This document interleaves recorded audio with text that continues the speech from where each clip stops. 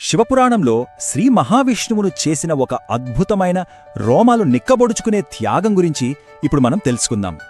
రాక్షసుల భయంకరమైన ఆగడాలను అడ్డుకోవడానికి విష్ణుమూర్తికి అప్పట్లో ఒక అత్యంత శక్తివంతమైన ఆయుధం అవసరమైంది. వెంటనే ఆయన కాశీకి వెళ్లి శివలింగాన్ని ప్రతిష్ఠించి పరమశివుడి కోసం ఎంతో ఉగ్రమైన తపస్సు ప్రారంభించారు.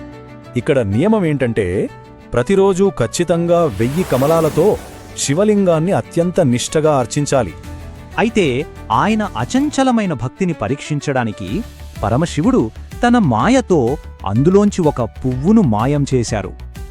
సరిగ్గా 1000వ పువ్వు సమర్పించే సమయానికి ఒక్క పువ్వు తగ్గడంతో అక్కడ తీవ్రమైన ఉత్కంఠ నెలకొంది. పువ్వు కోసం మధ్యలో లేవకూడదు, అలాగని తక్కువ పూలతో ముగిస్తే ఆ పవిత్రమైన పూజ అసంపూర్ణమే కదా. ఇక్కడే అసలు ట్విస్ట్. తనను అందరూ కమలాక్షుడు అంటే తామర పువ్వుల లాంటి కళ్ళు ఉన్నవాడు అంటారని విష్ణువు గుర్తుచేసుకున్నారు. ఏమాత్రం ఆలోచించకుండా తన కుడి కంటినే పెకిలించి ఆ 1000వ పువ్వుగా శివలింగంపై సమర్పించారు మహావిష్ణువు. ఈ అఖండ త్యాగానికి మురిసిపోయిన శివుడు వెంటనే ప్రత్యక్షమై ఆ కంటిని యథాస్థానంలో ఉంచి చూపును ప్రసాదించారు.